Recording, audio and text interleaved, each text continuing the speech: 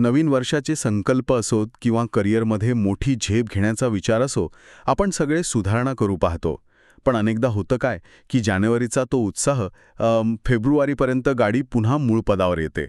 आपण ठरवलेल्या गोष्टी पूर्ण का करू शकत नाही? आपल्या दृष्टिकोनातच काहीतरी मूलभूत चूक होतीये का? आणि हा अनुभव इतका सार्वत्रिक आहे की लोकांना वाटायला लागतं की त्यांच्यातच काहीतरी कमी आहे, म्हणजे त्यांच्या इच्छाशक्तीत दम नाही. पण गंमत म्हणजे समस्या आपल्यात नाही तर आपल्या पद्धतीत आहे. बरोबर. आणि आज आपण याच समस्येच्या मुळाशी जाणार आहोत. कल्पना करा, जर कोणी सांगितले की प्रचंड इच्छाशक्ती किंवा प्रेरणा नसतानाही केवळ दररोज 1% फक्त 1% सुधारणा करून आयुष्यात आश्चर्यकारक बदल घडवता येतात तर. आजची आपली चर्चा ह्याच विचारावर आधारित आहे, ज्याचा उगम होतो जेम्स क्लिअर यांच्या अणुवत हॅबिट्स किंवा ॲटॉमिक हॅबिट्स या प्रसिद्ध पुस्तकातून.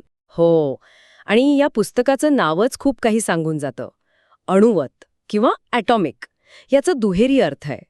एक म्हणजे अणुसारखं अतिशय लहान, जे सहज दुर्लक्षित होऊ शकतं, आणि दुसरा अर्थ म्हणजे अणूमध्ये दडलेल्या ऊर्जेसारखं, एक प्रकारे प्रचंड शक्तीचा स्रोत.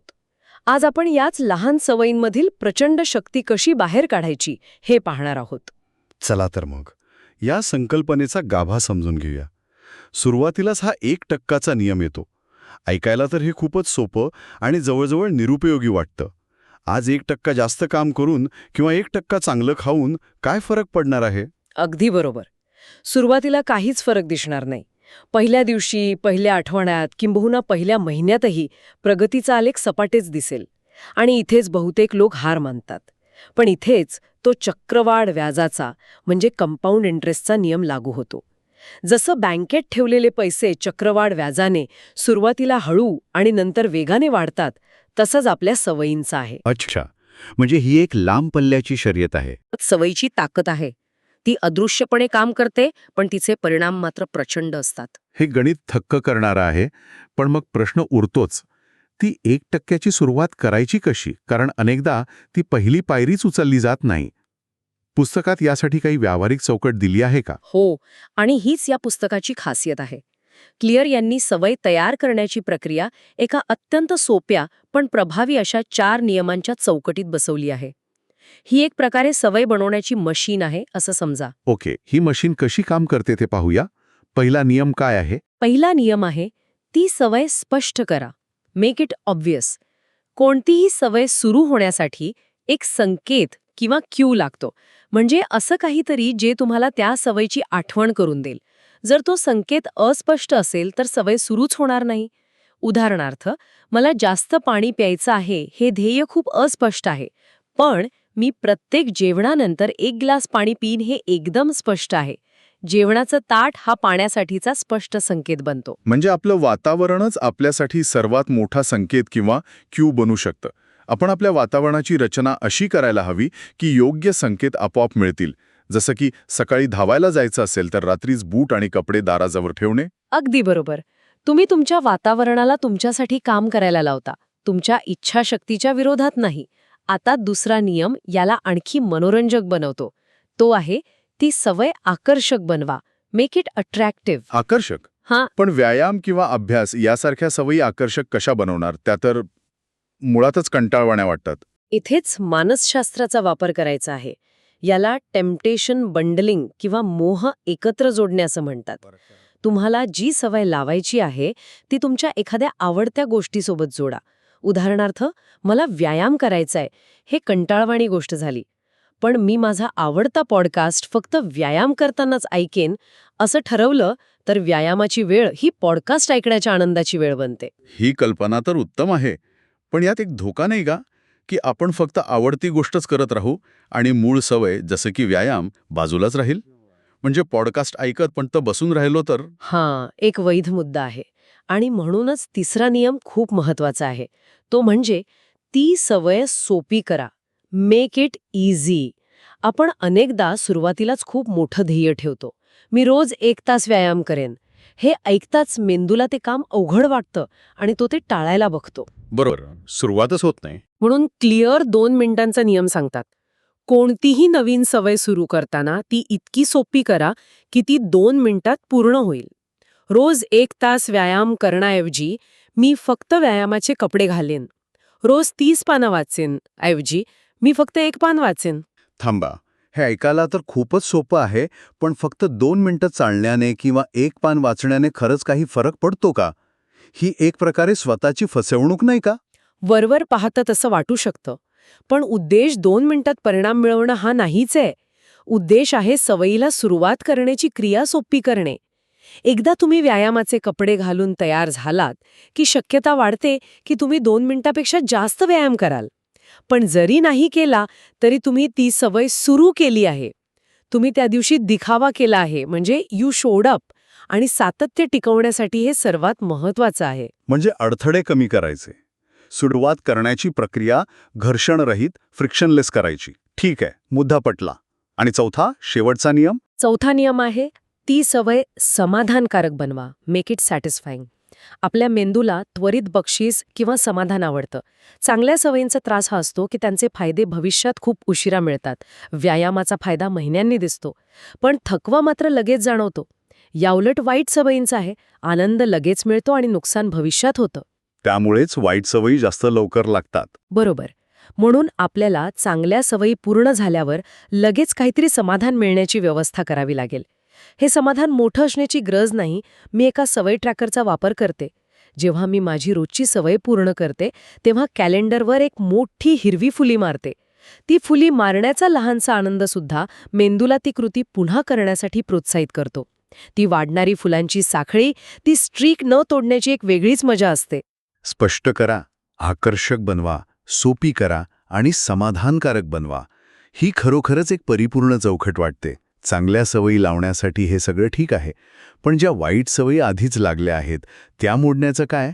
हीच चौकट तिथेही उपयोगी पडते का? नक्कीच. आणि तीही अगदी सोप्या पद्धतीने. हे 4ही नियम फक्त उलटे करायचे आहेत. वाईट सवय मोडण्यासाठी पहिला नियम आहे, ती अदृश्य करा. Make it invisible. जर तुम्हाला सतत मोबाईल पाहण्याची सवय कमी करायची असेल, तर संकेतच नजरेआड करा. कामाच्या वेळी मोबाईल दुसऱ्या खोलीत ठेवा. दुसरा नियम आकर्षक बनवा, याच्या उलट अनाकर्षक बनवा. Make it unattractive. म्हणजे त्या सवयीच्या नकारात्मक परिणामांवर लक्ष केंद्रित करायचं. धूम्रपानामुळे आरोग्याचं किती नुकसान होतं हे सतत स्वतःला आठवण करून देणं. अगदी बरोबर. तिसरा नियम, सोपी कराच्या विरुद्ध अवघड करा. Make it difficult. माझ्या एका मित्राने त्याच्या मोबाईलमधील सोशल मीडिया ॲप्स डिलीट करून फक्त ब्राउझरमधनं वापरायला सुरुवात केली. प्रत्येक वेळी लॉग इन करण्याचा कंटाळा येऊ लागल्याने त्याचा वापर आपोआप 80% कमी झाला. त्याने फक्त घर्षण वाढवलं. आणि शेवटचा, समाधानकारक बनवा याच्या उलट असमाधानकारक बनवा. Make it unsatisfying. म्हणजे त्या सवयीला कोणत्या शिक्षेशी सोडायचं का? हो, एक प्रकारे तसंच. यासाठी तुम्ही एखाद्या मित्राला जबाबदार धरू शकता. त्याला सांगायचं की मी जर आज रात्री 10 नंतर मोबाईल वापरला, तर उद्याची कॉफी माझ्याकडून, किंवा मी तुला 100 रुपये देईन. पैसे गमावण्याचं दुःख हे त्या क्षणिक आनंदापेक्षा जास्त मोठं वाटू लागतं आणि सवय आपोआप तुटते. वा, म्हणजे ही एकच चौकट सवयी लावण्यासाठी आणि मोडण्यासाठी दोन्ही बाजूनी काम करते. ही खूपच व्यावहारिक आणि शक्तिशाली आहे. पण मला वाटतं आपण अजूनही केवळ वरच्या थरावरच बोलतोय. हे नियम म्हणजे कसं करायचं हे सांगतात, पण या पुस्तकात याहीपेक्षा खोलवर जाणारा एक विचार आहे, जो या सगळ्याचा पाया आहे. बरोबर. आणि तुम्ही त्या मुद्द्यावर आला आहात, जो या पुस्तकाला इतर शेकडो सेल्फ हेल्प पुस्तकांपेक्षा वेगळा ठरवतो. आत्तापर्यंत आपण सवयींच्या काय आणि कसे यावर बोललो, पण या पुस्तकाचा खरा गाभा तो म्हणजे का, आणि तो ओळख आधारित सवयीमध्ये म्हणजे आयडेंटिटी बेस्ड हॅबिट्समध्ये दडलेला आहे. याबद्दल अधिक सांगा, कारण हेच ते काहीतरी आहे जे अनेकांना माहिती नसतं. बघा, सवय बदलण्याचे 3 स्तर आहेत. पहिला, परिणाम बदलणे, उदाहरण वजन कमी करणे. दुसरा, प्रक्रिया बदलणे, उदाहरण नवीन व्यायाम पद्धती सुरू करणे. आणि तिसरा आणि सर्वात खोलवरचा स्तर म्हणजे तुमची ओळख बदलणे, तुमचे विश्वास, तुमची स्वतःबद्दलची प्रतिमा. बहुतेक लोक पहिल्या स्तरावर काम करतात. ते परिणामांवर लक्ष केंद्रित करतात. जे चुकीचं नाही, पण अपूर्ण आहे. अगदी. खरा आणि दीर्घकाळ टिकणारा बदल तेव्हाच होतो जेव्हा तुम्ही तुमच्या ओळखीवर काम करता. मला 10 किलो वजन कमी करायचं आहे असं म्हणण्याऐवजी मी एक निरोगी आणि सक्रिय व्यक्ती आहे, हा विश्वास स्वतःमध्ये रुजवणे अधिक प्रभावी आहे. अच्छा, म्हणजे ध्येय हे धावणं नसतं, ध्येय हे धावपट्टू बनणं असतं. नेमके हेच. जेव्हा तुम्ही स्वतःला मी एक धावपटू आहे असं सांगता, तेव्हा धावणे हे एक काम राहत नाही, ते तुमच्या ओळखीचा भाग बनतं. आणि मग निर्णय घेणं सोपं होतं. धावपटू काय करतात? ते धावतात, जरी पाऊस असला किंवा मूड नसला तरी. तुमची प्रत्येक लहान कृती, मग ती 2 मिनिटांची का असेना, ही तुम्ही कोण बनू इच्छिता याला दिलेलं एक मत, एक वोट असते. कास्टिंग वोट्स ही कल्पनाच खूप शक्तिशाली आहे. म्हणजे प्रत्येक वेळी जेव्हा मी फळांचा रस न घेता पाणी पितो, तेव्हा मी एक निरोगी व्यक्ती आहे या ओळखीसाठी एक मत देत असतो. हो. आणि ही मतं हळूहळू जमा होतात आणि तुमची स्वतःबद्दलची प्रतिमा अधिक घट्ट करतात. मग प्रेरणा बाहेरून शोधावी लागत नाही, ती आतून येते. तुम्ही तुमची ओळख जपण्यासाठी कृती करता, केवळ एखादं ध्येय गाठण्यासाठी नाही. म्हणूनच ओळख आधारित सवयी दीर्घकाळ टिकतात. विचारच संपूर्ण दृष्टिकोन बदलून टाकतो. पण एक व्यावहारिक अडचण नेहमी येते.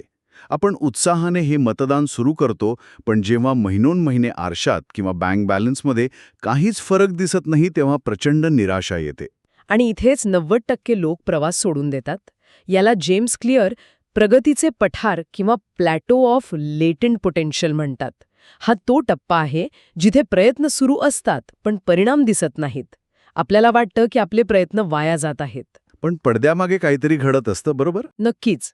बांबूचं झाड आठवा. ते लावल्यावर पहिली 4-5 वर्ष जमिनीच्या वर काहीच दिसत नाही. सगळी वाढ जमिनीखाली मुळं मजबूत करण्यात होत असते. आणि एकदा का मुळं मजबूत झाली की ते झाड अवघ्या काही आठवड्यात 90 फुटांपर्यंत वाढतं. आपल्या सवयींचंही तसंच आहे. तो प्लॅटो फेज म्हणजे मुळं मजबूत होण्याचा काळ असतो.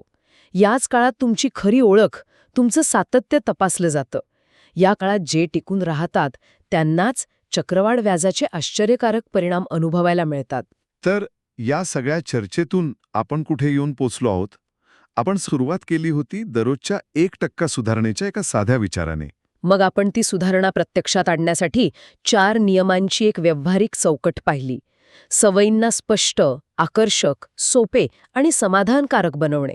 पण मला वाटतं या सगळ्यातून लक्षात ठेवण्यासारखं सर्वात महत्त्वाचं आणि परिवर्तनीय विचार म्हणजे तो ओळखीचा आहे. आपण काय मिळवू इच्छितो यावर लक्ष केंद्रित करण्याऐवजी आपण कोण बनू इच्छितो यावर लक्ष केंद्रित करणे. अगदी बरोबर. कारण तुमच्या सवयी या तुमच्या ओळखीला आकार देतात आणि तुमची ओळख तुमच्या सवयींना प्रेरणा देते. हे एक दुतर्फा चक्र आहे.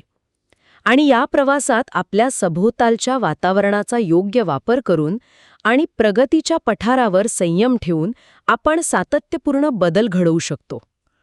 ही खरोखरच केवळ सवयी बदलण्याची नाही, तर स्वतःला नव्याने घडवण्याची एक पद्धत आहे. आणि हीच गोष्ट आपल्याला एका अंतिम विचाराकडे घेऊन जाते. जर आपल्या लहान लहान अणुवत कृती म्हणजेच आपण कोण बनू इच्छितो यासाठी दिलेली मतं असतील, तर मग विचार करण्यासारखा प्रश्न केवळ हा नाही की मी कोणती लहान सवय सुरू करू शकतो. तर मग खरा प्रश्न काय आहे? खरा प्रश्न हा आहे, मला भविष्यात जी व्यक्ती बनायची आहे त्या व्यक्तीसाठी आज मी सर्वात लहान पण निर्विवाद असं कोणतं एक मत देऊ शकेन.